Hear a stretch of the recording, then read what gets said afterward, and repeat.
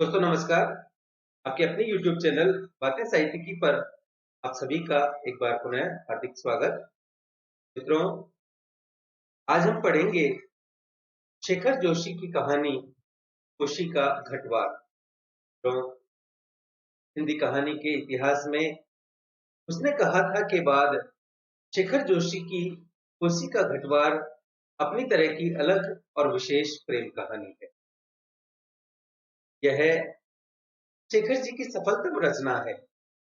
इसी कहानी के नाम पर एक कहानी संग्रह भी प्रकाशित हो चुका है। ग्रामीण पहाड़ी परिवेश को जानना है तो इसी कहानी को पढ़ना पड़ेगा। इस कहानी को पढ़ते हैं तो गांव कैसे होते हैं, गांव के लोग कैसे होते हैं, गांव में प्रेम का क्या स्थान है, समाज प्रेम का गला कैसे घोंटता है, ऐसी अनेक बातों का समाधान खुशी का घटवार कहानी है। खुशी का घटवार कहानी का प्रमुख पात्र गोसाई है, जो कभी फौज में नौकरी करता था। नारी पात्रों में प्रमुख पात्र लक्ष्मा है, जो एक समय गोसाई से प्रेम करती थी। दोनों एक गांव में रहते थे।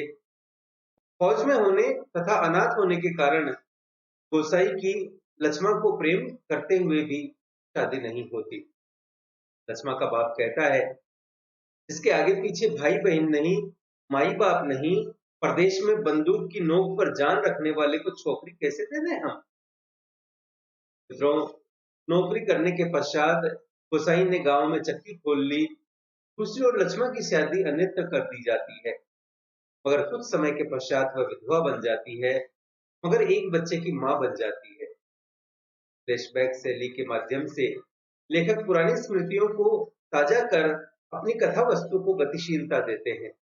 इस पूर्व की बातें भी दर्शक या पाठक के सामने उजागर होती है। कभी कभी फिल्मों में भी फ्लैशबैक को केंद्र में रखकर अपनी कथा को उद्घाटित किया जाता है। इस दृष्टि से खुशी का घटवार कहानी उसका श्रेष्ठ उदाहरण है।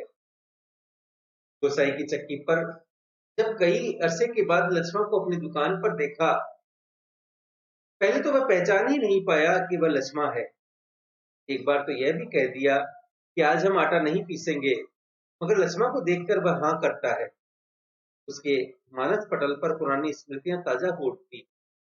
वह सोचता है कि इसी लक्ष्मा ने आंखों में आंसू भरकर गंगानाथ जी की कसम खाई थी कि गंगानाथ जी की कसम, जैसा तुम कहोगे मैं वैसा करूंगी। फिर भी उन्होंने दूसरी जगह पर ब्याह कर दिया। अब दोनों के बीच बातें होने लगी, पुरानी बातें खुलने लगी। उन्होंने यह भी बताया कि बाबा अब नहीं रहे। हमारे परिवार वाले यह सोचते हैं कि मैके रहकर यह हक मांगेगी, इसलिए मैंने मेरे चाचा भतीजों को कह दिया कि मुझे पिताजी के हिस्से में से कुछ नहीं चाहिए।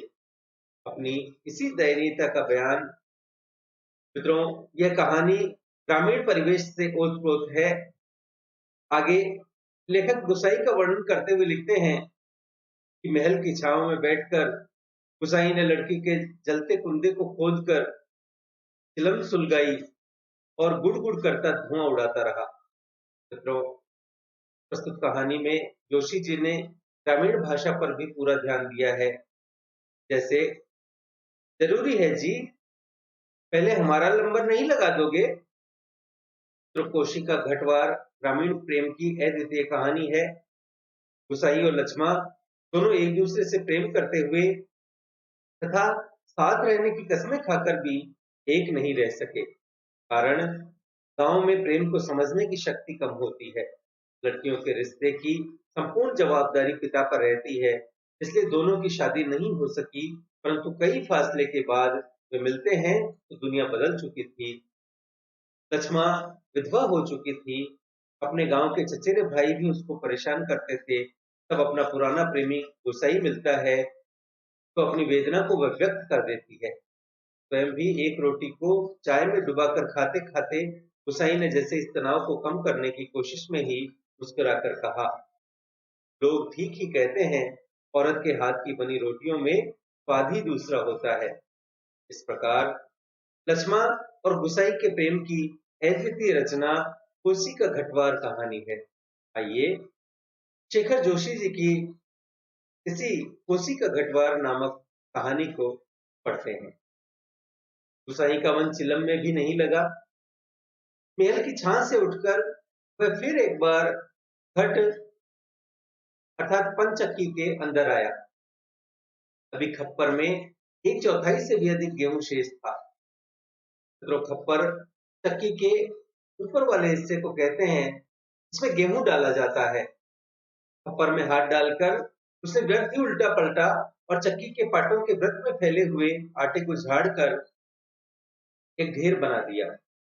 बाहर आते आते उसने फिर एक बार और खप्पर में झांक कर देखा, जैसे यह जानने के लिए कितनी देर में कितनी पिसाई हो चुकी है, परंतु अंदर की मिकदार में कोई विशेष अंतर नहीं आया था। खस खस की ध्वनि के साथ अत्यंत धीमी गति से ऊपर का पाट चल रहा था। घट का प्रवेश द्वार बहुत कम ऊंचा था। खूब नीचे तक झुककर वह बाहर निकला। सर के बालों और बाहों पर आटे की एक हल्की सफेद परत बैठ गई थी। खंबे का सहारा लेकर वह बुदबुदाया, 10 साला, सुबह से अब तक 10 पसेरी भी नहीं हुआ। सूरज कहाँ का कहाँ चला गया है। कैसी अनहोनी बात। बात अनहोनी तो है ही। जेठ बीत रहा है, आकाश में कहीं बादलों का नाम निशान ही नहीं।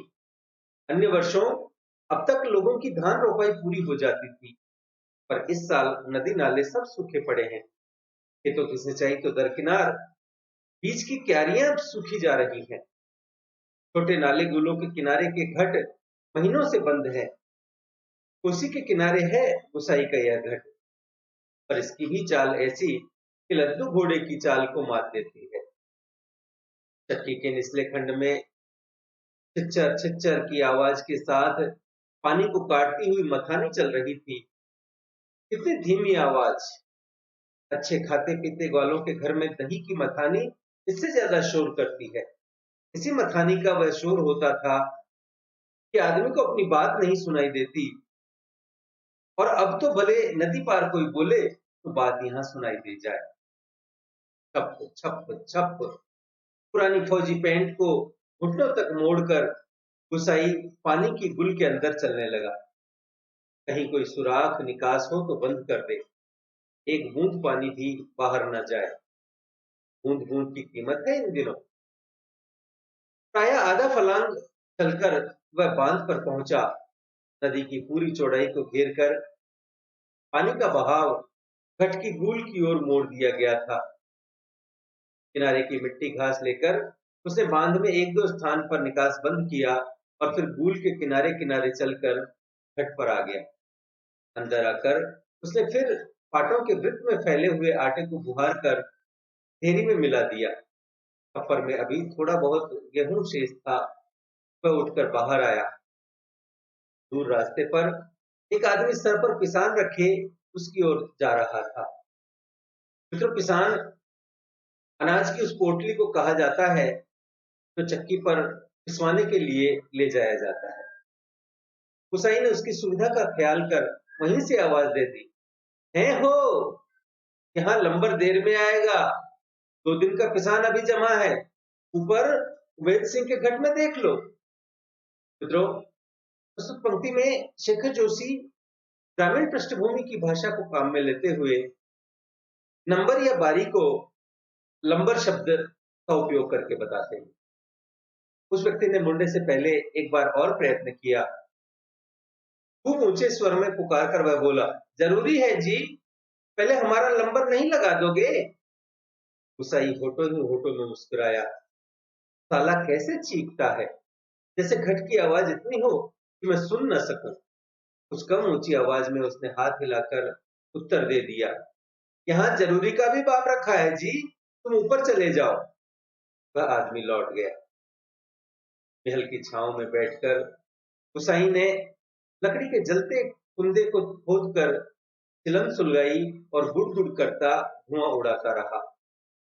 मित्रों, महल या मिहिल एक पहाड़ी वृक्ष है।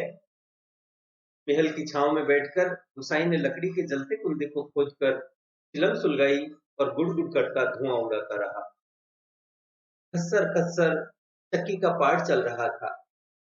किट किट किट किट ऊपर के दाने गिराने वाली चिड़िया पाट पर टकरा रही थी। छिछर छिछर की आवाज के साथ मथानी पानी को काट रही थी और कहीं कोई आवाज नहीं। कोसी के बहाव में भी कोई ध्वनि नहीं। रेती पात्रों के बीच में टकने टकने पत्थर भी अपना सर उठाए आकाश को निहार रहे थे। दोपहरी ढलने पर भी इतनी तेज धूप, कहीं चिरैया भी नहीं बोलती, किसी प्राणी का प्रिय अप्रिय स्वर नहीं। सूखी नदी के किनारे बैठा गुसाई सोचने लगा, क्यों उस व्यक्ति को लौटा दिया? लौट तो वह जाता ही, घट के अंदर टच पड़े किसान के थैलों को देखकर दो चार क्षण की बातचीत का आसरा ही होता। मित्रों, कभी कभी गुसाई को यह अकेलापन काटने लगता है। सूखी नदी के किनारे का यह अकेलापन नहीं, जिंदगी भर साथ देने के लिए जो अकेलापन उसके द्वार पर धरना देकर बैठ गया है, वही जिसे अपना कह सके, ऐसे किसी प्राणी का स्वर उसके लिए नहीं। पालतू कुत्ते बिल्ली का स्वर भी नहीं। क्या ठिकाना ऐसे मालिक का घर द्वार नहीं, बीवी बच्चे नहीं, खाने पीने का ठिकाना नहीं। घुटनों तक उठी हुई पुरानी फौजी पैंट के मोड़ को गुसाई ने खोला। स्कूल में चलते हुए थोड़ा भाग भीग गया था, पर इस गर्मी में उसे भीगी पैंट की यह शीतलता अच्छी लगी। पैरों की सलवटों को ठीक करते करते गुसाई ने हुक्के की नली से मुंह हटाया। उसके होठों में बाएं कोने पर हल्की सी मुस्कान उभर आई। बीती बातों की याद गुसाई सोचने लगा। इसी पेंट की बदौलत यह अकेलापन उसे मिला है। नहीं, याद करने को मन नहीं करता। पुरानी, बहुत पुरानी बातें वह भूल गया है, पर हवलदार साहब की पैंट की बात उसे नहीं भूलती। ऐसी ही फौजी पैंट पहनकर हवलदार धर्म सिंह आया था, लॉन्ड्री की धुली नोकदार क्रीज वाली पैंट। वैसी ही पैंट पहनने की महत्वाकांक्षा लेकर गुसाई फौज में गया था, पर फौज से लौटा तो पैंट के साथ साथ जिंदगी का अकेलापन भी उसके साथ आ गया। पैंट के साथ और भी कितनी स्मृतियां संबद्ध हैं। उस बार की छुट्टियों की बात, कौन महीना? हाँ, बैसाख ही था। सर पर क्रॉस, फुकरी के क्रेस्ट वाली काली किस्तीनुमा टोपी को तिरछा रखकर फौजी वर्दी पहने वह पहली बार एनुअल लीव पर घर आया। एनुअल लीव जो वार्षिक अवकाश होता है, तो चीड़ की आग की तरह खबर इधर उधर फैल गई थी। बच्चे बूढ़े सभी उससे मिलने आए थे। चाचा का गोठ एकदम भर गया था, ठसाठस। बिस्तर की नई, एकदम साफ, जगमग लाल नीली धारियों वाली दरी आंगन में बिछानी पड़ी थी लोगों को बिठाने के लिए। खूब याद है, आंगन का गोबर दरी में लग गया था। बच्चे बूढ़े सभी आए थे। सिर्फ चना गुड़ या हल्द्वानी के तंबाकू का लोभ ही नहीं था, कल के शर्मीले गुसाई को इस नए रूप में देखने का कौतूहल भी था। पर गुसाई की आंखें उस भीड़ में जिसे खोज रही थी, वह वहां नहीं थी। नाला पार के अपने गांव से भैंस के कटिया को खोजने के बहाने दूसरे दिन लक्ष्मा आई थी, पर गुसाई उस दिन उससे मिल न सका। गांव के छोकरे ही गुसाई की जान को बवाल हो गए थे। बुढ़े नरसिंह प्रधान उन दिनों ठीक ही कहते थे, आजकल गुसाई को देखकर तो बनिया का लड़का भी अपनी फटी घेर की टोपी को तिरछी पहनने लग गया है। दिन रात बिल्ली के बच्चों की तरह छोकरे उसके पीछे लगे रहते थे, सिगरेट, बीड़ी या गपशप के लोभ में। एक दिन बड़ी मुश्किल से मौका मिला था उसे।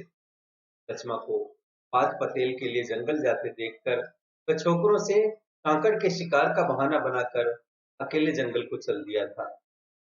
गांव की सीमा से बहुत दूर काफल के पेड़ के नीचे गुसाई के घुटने पर सर रखकर लेटी लेटी लक्ष्मा काफल खा रही। पके, गदराए, गहरे, लाल लाल काफल। मित्रों, काफल एक छोटा लाल रंग का फल होता है। संस्कृत में इसे कटफल कहते हैं। खेल खेल में काफलों की छीना झपटी करते गुसाई ने लक्ष्मा की मुट्ठी भींच दी थी। टप टप काफलों का गाढ़ा लाल रस उसकी पैंट पर गिर गया था। लक्ष्मा ने कहा था, तो यहीं रख जाना, मेरी पूरी बांह की कुर्ती इसमें से निकल आएगी। वह खिलखिलाकर अपनी बात पर स्वयं ही हंस दी। पुरानी बात, क्या कहा था गुसाई ने? याद नहीं पड़ता। तेरे लिए मखमल की कुर्ती ला दूंगा मेरी सुआ। या कुछ ऐसा ही। पर लक्ष्मा को मखमल की कुर्ती किसने पहनाई होगी? पहाड़ी पार के रमुआ ने, जो तुरी निशान लेकर उसे ब्याहने आया था। इसके आगे पीछे भाई बहन नहीं, माई बाप नहीं, परदेश में बंदूक की नोक पर जान रखने वाले को छोकरी कैसे देते हैं हम? लक्ष्मा के बाप ने कहा था। उसका मन जानने के लिए गुसाई ने टेढ़े तिरछे बात चलवाई थी। इस साल मंगसिर की एक ठंडी उदास शाम को गुसाई की यूनिट के सिपाही किशन सिंह ने क्वार्टर मास्टर स्टोर के सामने खड़े खड़े उससे कहा था, हमारे गांव के राम सिंह ने जिद की, तभी छुट्टियां बढ़ानी पड़ी। इस साल उसकी शादी थी। खूब अच्छी औरत मिली है यार, शक्ल सूरत भी खूब है, एकदम पटाखा, बड़ी हंसमुख है। तुमने तो देखा ही होगा, तुम्हारे गांव के नजदीक की है। लक्ष्मा लक्ष्मा कुछ ऐसा ही नाम है। गुसाई को याद नहीं पड़ता कौन सा बहाना बनाकर वह किशन सिंह के पास से चला आया था। रम डे था उस दिन। हमेशा आधा पैग लेने वाले गुसाई ने उस दिन पेशी करवाई थी, मलेरिया प्रिकॉशन न करने के अपराध में। सोचते सोचते गुसाई गुदगुदाया, साला एडजुटेंट। सही सोचने लगा, उस साल छुट्टियों में घर से विदा होने से एक दिन पहले वह मौका निकालकर लक्ष्मण से मिला था। गंगानाथ जी की कसम, जैसा तुम कहोगे मैं वैसा करूंगी, आंखों में आंसू भरकर लक्ष्मण ने कहा था।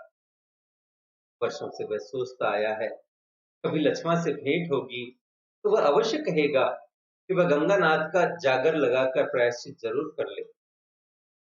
देवी देवताओं की झूठी किस्में खाकर उन्हें नाराज करने से क्या लाभ?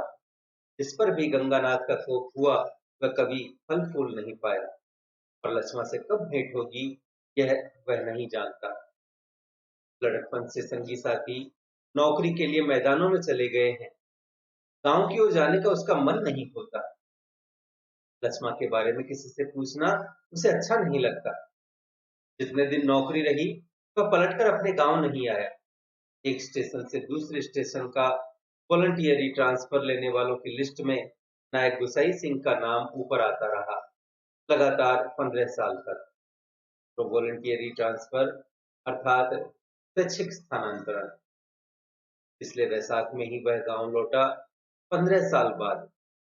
रिजर्व में आने पर काले बालों को लेकर गया था, खिचड़ी बाल लेकर लौटा। लक्ष्मण का हट उसे अकेला बना गया। आज इस अकेलेपन में कोई होता जिसे गुसाई अपनी जिंदगी की किताब पढ़कर सुनाता।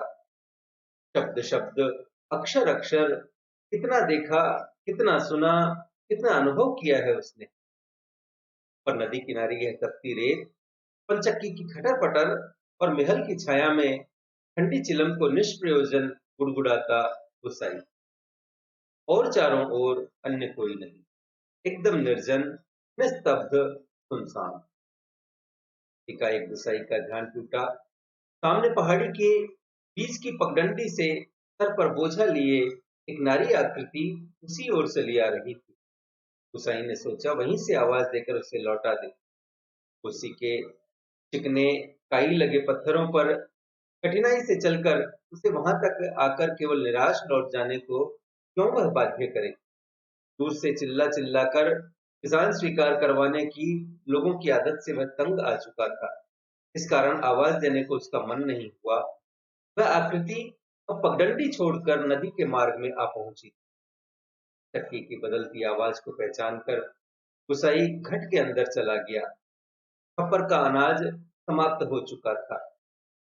मित्रों, चक्की के खप्पर में अर्थात ऊपरी हिस्से में अनाज जब समाप्त हो जाता है और वहां से चक्की के पाटों पर गिरना बंद हो जाता है, चक्की के पाटों की आवाज खाली अलग सी हो जाती है।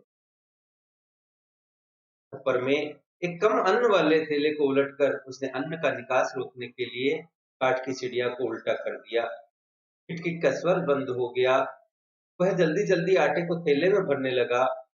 घट के अंदर मथानी की छिच्चर छिच्चर की आवाज भी अपेक्षाकृत कम सुनाई दे रही थी। केवल चक्की के ऊपर वाले पार्ट की घिसटती हुई घरघराहट का हल्का धीमा संगीत चल रहा था। तभी गोसाई ने सुना अपनी पीठ के पीछे घट के द्वार पर इस संगीत से भी मधुर एक नारी का कंठस्वर। कब बारी आएगी जी? रात की रोटी के लिए भी घर में आटा नहीं है। सर पर पिसान रखे एक स्त्री उससे यह पूछ रही थी। गुसाई को उसका स्वर परिचित सा लगा। चौंक कर उसने पीछे मुड़कर देखा। कपड़े में पिसान ढीला बंधा होने के कारण बोझ का एक सिरा उसके मुख के आगे आ गया था। गुसाई उसे ठीक से नहीं देख पाया, लेकिन तब भी उसका मन जैसे आशंकित हो उठा। अपनी शंका का समाधान करने के लिए वह बाहर जाने को मुड़ा, लेकिन तभी फिर अंदर जाकर किसान के थैलों को इधर उधर रखने लगा। काठ की चिड़िया किटकिट बोल रही थी और उसी गति के साथ गुसाई को अपने हृदय की धड़कन का आभास हो रहा था। घाट के छोटे कमरे में चारों ओर पिसे हुए अन्न का चूर्ण फैल रहा था, जो अब तक गुसाई के पूरे शरीर पर छा गया था। इस कृत्रिम सफेदी के कारण वह वृद्ध सा दिखाई दे रहा था। स्त्री ने उसे नहीं पहचाना। उसे दोबारा वे ही शब्द दोहराए। वह अब भी तेज धूप में बोझा सर पर रखे हुए गुसाई का उत्तर पाने को आतुर थी। शायद नकारात्मक उत्तर मिलने पर वह उल्टे पांव लौटकर किसी अन्य चक्की का सहारा लेती। दीवार के प्रश्न को गुसाई न टाल पाया। उत्तर देना ही पड़ा। यहाँ पहले ही टीला लगा है, देर तो होगी ही। उसने दबे दबे स्वर में कह दिया। स्त्री ने किसी प्रकार की अनुनय विनय नहीं की। शाम के आटे का प्रबंध करने के लिए वह दूसरी चक्की का सहारा लेने को लौट पड़ी। गुसाई झुककर घर से बाहर निकला। मुड़ते समय स्त्री की एक झलक देखकर उसका संदेह विश्वास में बदल गया था। हताश था तो कुछ क्षणों तक उसे जाते हुए देखता रहा और फिर अपने हाथों तथा सिर पर गिरे हुए आटे को झाड़कर एक दो कदम आगे बढ़ा। के अंदर की किसी अज्ञात शक्ति ने जैसे उसे वापस जाती हुई उस स्त्री को बुलाने को बाध्य कर दिया। आवाज देकर उसे बुला लेने को उसने मुंह खोला, परंतु आवाज न दे सका। एक झिझक, एक असमर्थता थी जो उसका मुंह बंद कर रही थी। वह स्त्री नदी तक पहुंच चुकी थी। गुसाई के अंतर में तीव्र उथल पुथल मच गई।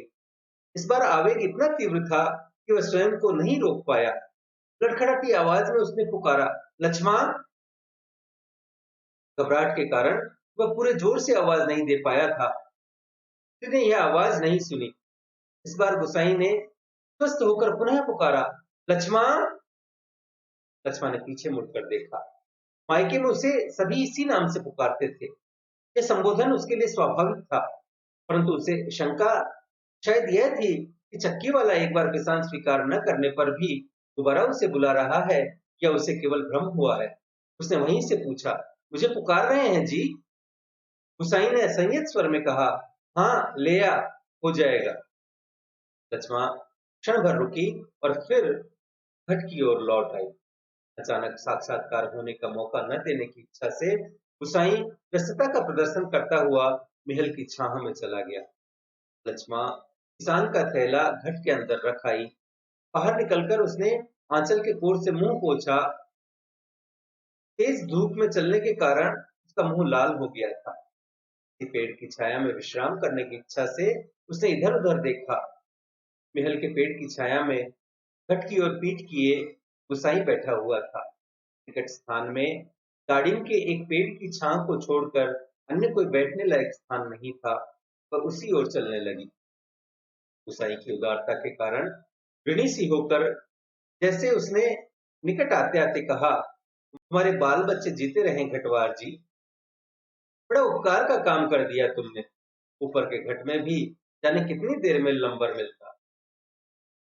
आजाद संतति के प्रति दिए गए आशीर्वचनों को गुसाई ने मन ही मन विनोद के रूप में ग्रहण किया। आजाद संतति अर्थात वे संतान जिनका जन्म ही नहीं हुआ। इस कारण उसकी मानसिक उथल पुथल कुछ कम हो गई। लक्ष्मण उसकी ओर देखे इससे पूर्व ही उसने कहा, जीते रहे तेरे बाल बच्चे लक्ष्मण, मायके कब आई? गुसाई ने अंतर में घुमड़ती आंधी को रोककर यह प्रश्न इतने संयत स्वर में किया जैसे वह भी अन्य 10 आदमियों की तरह लक्ष्मण के लिए एक साधारण व्यक्ति हो। दाड़िम की छाया में पाद पतेल झाड़कर बैठती लक्ष्मण ने शंकित दृष्टि से गुसाई की ओर देखा। कुर्सी की सूखी धार अचानक जल प्लावित होकर बहने लगती तो भी लक्ष्मण को इतना आश्चर्य न होता जितना अपने स्थान से केवल 4 कदम की दूरी पर गुसाई को इस रूप में देखने पर हुआ, जिसमें से आंखें फाड़कर वह उसे देखे जा रही थी, जैसे अब भी उसे विश्वास न हो रहा हो जो व्यक्ति उसके सम्मुख बैठा है वह उसका पूर्व परिचित गुसाई ही है। तुम? जाने लक्ष्मा क्या कहना चाहती थी। शेष शब्द उसके कंठ में ही रह गए। हाँ, पिछले साल पलटन से लौट आया था, वक्त काटने के लिए यह घट लगवा लिया। गुसाई ने ही पूछा, बाल बच्चे ठीक हैं? आंखें जमीन पर टिकाए गर्दन हिलाकर संकेत से ही उसने बच्चों की कुशलता की सूचना दे दी। जमीन पर गिरे एक दाड़िम के फूल को हाथों में लेकर लक्ष्मा उसकी पंखुड़ियों को एक एक कर निरुद्देश्य तोड़ने लगी और गुसाई पतली सींक लेकर आग को कुरेदता रहा। बातों का क्रम बनाए रखने के लिए गुसाई ने पूछा, वो भी और कितने दिन मायके ठहरने वाली है? अब लक्ष्मा के लिए अपने को रोकना असंभव हो गया। टप टप टप बस सिर नीचे किए आंसू गिराने लगी। इसकियों के साथ साथ उसके उठते गिरते कंधों को गुसाई देखता रहा। तो यह नहीं सूझ रहा था कि वह इन शब्दों में अपनी सहानुभूति प्रकट करे। इतनी देर बाद सहसा गुसाई का ध्यान लक्ष्मा के शरीर की ओर गया। उसके गले में चरेऊ अर्थात सुहाग चिन्ह नहीं था। मित्रों, चरेऊ अर्थात गुलूबंद अथवा मंगलसूत्र, जो कि उत्तराखंड में हर विवाहित स्त्री के लिए पहने रहना हमेशा पहने रहना अनिवार्य है। मित्रों, नथ और गुलूबंद या चरेऊ सुहागिन स्त्रियों की पहचान होती है। चरेऊ काली मोतियों में गुथी लंबी माला होती है। मोतियों के बीच सोने के छोटे छोटे पैटर्न होते हैं और इसमें गोल्ड पेंडेंट होता है। अपनी व्यावहारिक अज्ञानता पर उसे बेहद झुंझलाहट हो रही थी। अचानक लक्ष्मा से भेंट हो जाने पर वह उन सब बातों को भूल गया जिन्हें वह कहना चाहता था। इन क्षणों में वह केवल मात्र श्रोता बनकर जानना चाहता था। गुसाई की सहानुभूतिपूर्ण दृष्टि पाकर लक्ष्मा आंसू पोंछती हुई अपना दुखड़ा रोने लगी। जिसका भगवान नहीं होता उसका कोई नहीं होता। जेठ जेठानी से तेरा पेट छुड़ाकर यहाँ माँ की बीमारी में आई थी, वह भी मुझे छोड़कर चली गई।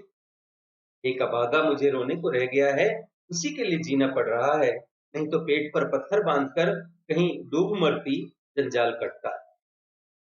यहाँ काका काकी के साथ रह रही हो? गुसाई ने पूछा। मुश्किल पड़ने पर कोई किसी का नहीं होता जी। बाबा की जायदाद पर उनकी आंखें लगी हैं, सोचते हैं कहीं मैं हक ना जमा लूं। मैंने साफ साफ कह दिया, मुझे किसी का कुछ लेना देना नहीं।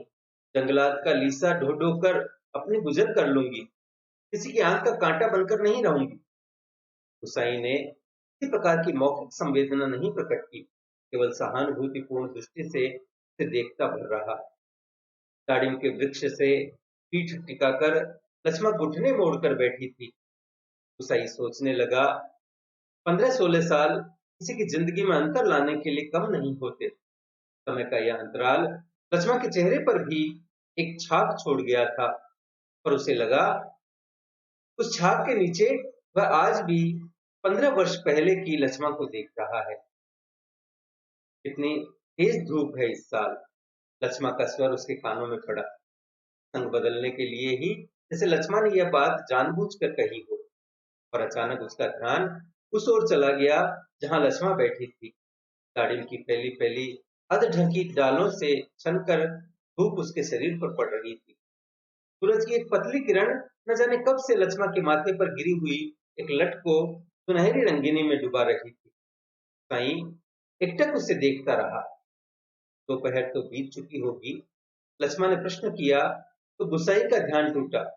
हाँ, अब तो 2 बजने वाले होंगे, उसने कहा। उधर धूप लग रही हो तो इधर आ जा, छांव में, कहता हुआ गुसाई एक जम्हाई लेकर अपने स्थान से उठ गया। नहीं, यही ठीक है, कहकर लक्ष्मा ने गुसाई की ओर देखा, लेकिन वह अपनी बात कहने के साथ ही दूसरी ओर देखने लगा था। हट में कुछ देर पहले डाला हुआ पिसान समाप्ति पर था। नंबर पर रखे हुए पिसान की जगह उसने जाकर जल्दी जल्दी लक्ष्मा का अनाज खप्पर में खाली कर दिया। धीरे धीरे चलकर गुसाई गूल के किनारे तक गया। अपनी अंजुली से भर भर कर उसने पानी पिया और फिर पास ही एक बंजर घट के अंदर जाकर पीतल और एल्यूमीनियम के कुछ बर्तन लेकर आग के निकट लौट आया। आसपास पड़ी हुई सूखी लकड़ियों को बटोर कर उसने आग सुलगाई और एक काले फुती पटलोई में पानी रखकर जाते जाते लक्ष्मण की ओर मुंह कर कह गया, चाय का टेम भी हो रहा है, पानी उबल जाए तो पत्ती डाल देना, कुड़िया में पड़ी है। लक्ष्मण ने उत्तर नहीं दिया। वह उसे नदी की ओर जाने वाली पगडंडी पर जाता हुआ देखती रही। सड़क किनारे की दुकान से दूध लेकर लौटते लौटते गुसाई को काफी समय लग गया था। वापस आने पर उसने देखा एक 6-7 वर्ष का बच्चा लक्ष्मण की देह से सटकर बैठा हुआ है। बच्चे का परिचय देने की इच्छा से जैसे लक्ष्मण ने कहा, इस छोकरे को घड़ी भर के लिए भी चैन नहीं मिलता, जाने कैसे पूछता खोजता मेरी जान खाने को यहाँ भी पहुंच गया है। साईं ने लक्ष्य किया कि बच्चा बार बार उसकी दृष्टि बचाकर मां से किसी चीज के लिए जिद कर रहा है। एक बार झुंझलाकर लक्ष्मण ने उसे झिड़क दिया, चुप रह, अभी लौटकर घर जाएंगे, इतनी सी देर में क्यों मरा जा रहा है। चाय के पानी में दूध डालकर गुसाई फिर उसी बंजर घट में गया। एक थाली में आटा लेकर वह गूल के किनारे बैठा बैठा उसे गूंथने लगा। पहल के पेड़ की ओर आते समय उसे साथ में दो एक बर्तन और ले लिए। लक्ष्मण ने पटलोई में दूध चीनी डालकर चाय तैयार कर दी। एक गिलास, एक एनेमल का मग और एक एल्यूमीनियम के मेस्टीन में गुसाई ने चाय डालकर आपस में बांट ली और पत्थरों से बने बेढंगे चूल्हे के पास बैठकर रोटियां बनाने का उपक्रम करने लगा। हाथ का चाय का गिलास जमीन पर टिकाकर लक्ष्मण उठी। आटे की थाली अपनी ओर खिसका कर उसने स्वयं रोटी पका देने की इच्छा ऐसे स्वर में प्रकट की, गुसाई ना न कह सका। वह खड़ा खड़ा उसे रोटी पकाते हुए देखता रहा। गोल गोल दिव्या सरीखी रोटियां चूल्हे में खिलने लगी। वर्षों बाद हुसैन ने ऐसी रोटियां देखी थीं जो अनिश्चित आकार की फौजी लंगर की चपातियां या स्वयं उसके हाथ से बनी बेडौल रोटियों से एकदम भिन्न थी। आटे की लोई बनाते समय लक्ष्मण के छोटे छोटे हाथ बड़ी तेजी से घूम रहे थे। कलाई में पहने हुए चांदी के कड़े जब कभी आपस में टकरा जाते तो खन खन का एक अत्यंत मधुर स्वर निकलता। चक्की के पाट पर टकराने वाली काठ की चीखों का स्वर इतना नीरस हो सकता है, यह गुसाई ने आज पहली बार अनुभव किया। इसी काम से वह बंजर घट की ओर गया और बड़ी देर तक खाली बर्तन डिब्बों को उठाता रखता रहा। वह लौट कर आया तो लक्ष्मण रोटी बनाकर बर्तनों को समेट चुकी थी और अब आटे से सने हाथों को धो रही थी। गुसाई ने बच्चे की ओर देखा। वह दोनों हाथों में चाय का मग थामे टकटकी लगाकर गुसाई को देखे जा रहा था। लक्ष्मण ने आग्रह के स्वर में कहा, चाय के साथ खानी हो तो खा लो, फिर ठंडी हो जाएगी।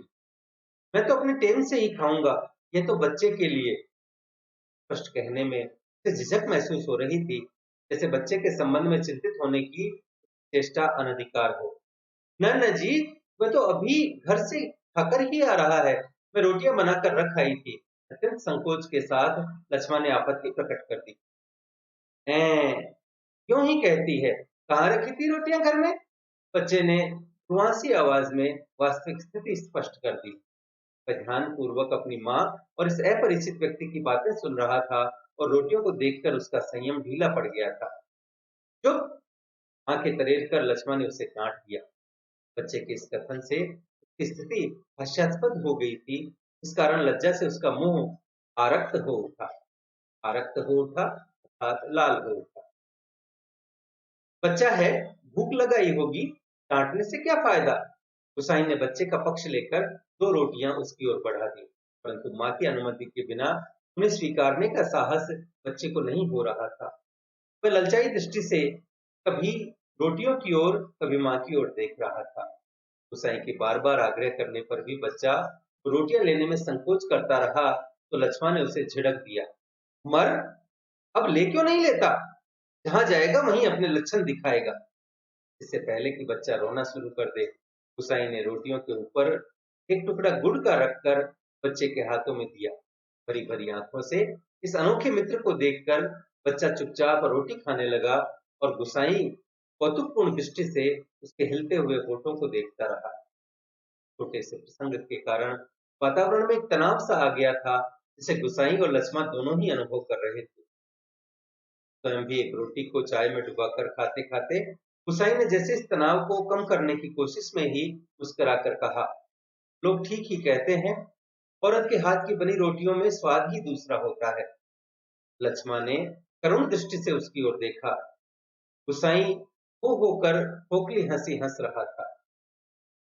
कुछ साग सब्जी होती तो बेचारा एक आधी रोटी और खा लेता। गुसाई ने बच्चे की ओर देखकर अपनी व्यवस्था प्रकट की। ऐसे ही खाने पीने वालों की तकदीर लेकर पैदा हुआ होता तो मेरे भाग क्यों पड़ता। 2 दिन से घर में तेल नमक नहीं है। आज थोड़े पैसे मिले हैं, आज ले जाऊंगी कुछ सौदा।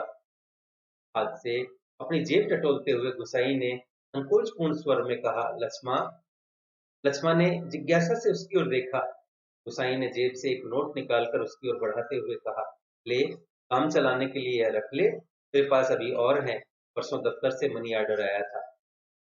नहीं नहीं जी, काम तो चल ही रहा है, मैं इस मतलब से थोड़े कह रही थी, ये तो बात चली थी तो मैंने कहा, कहकर लक्ष्मण ने सहायता लेने से इनकार कर दिया। गुसाई को लक्ष्मण का यह व्यवहार अच्छा नहीं लगा। रूखी आवाज में वह बोला, उस तकलीफ के वक्त ही आदमी आदमी के काम नहीं आया तो बेकार है। साला कितना कमाया, कितना फूका हमने इस जिंदगी में, है कोई हिसाब, पर क्या फायदा, किसी के काम नहीं आया। तो एहसान की क्या बात है, पैसा तो मिट्टी है साला, किसी के काम नहीं आया तो मिट्टी, एकदम मिट्टी। परंतु गुसाई के इस तर्क के बावजूद भी लक्ष्मण अड़ी रही।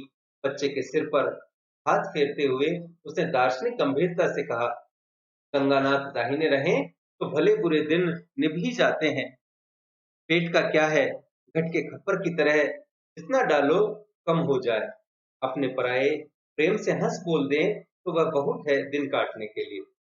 गुसाई ने गौर से लक्ष्मण के मुंह की ओर देखा।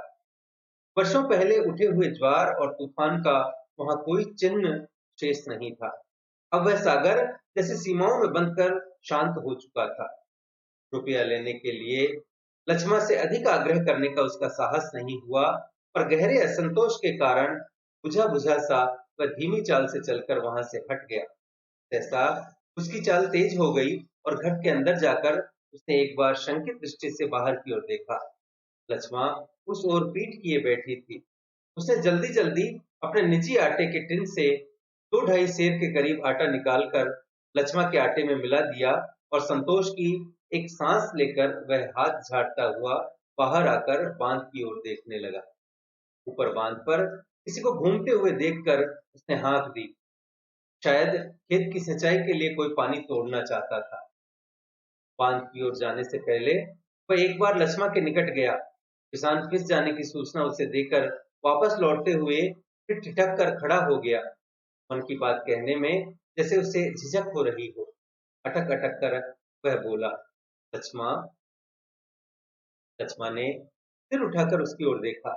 गुसाई को चुपचाप अपनी ओर देखते हुए पाकर उसे संकोच होने लगा। वह न जाने क्या कहना चाहता है।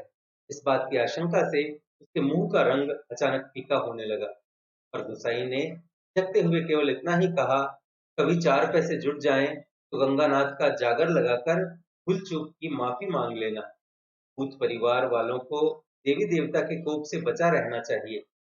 लक्ष्मण की बात सुनने के लिए वह नहीं रुका।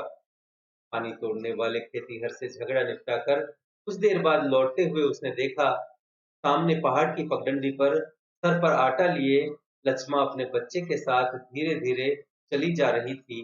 वह उन्हें पहाड़ी के मोड़ तक पहुंचने तक टकटकी बांधे देखता रहा।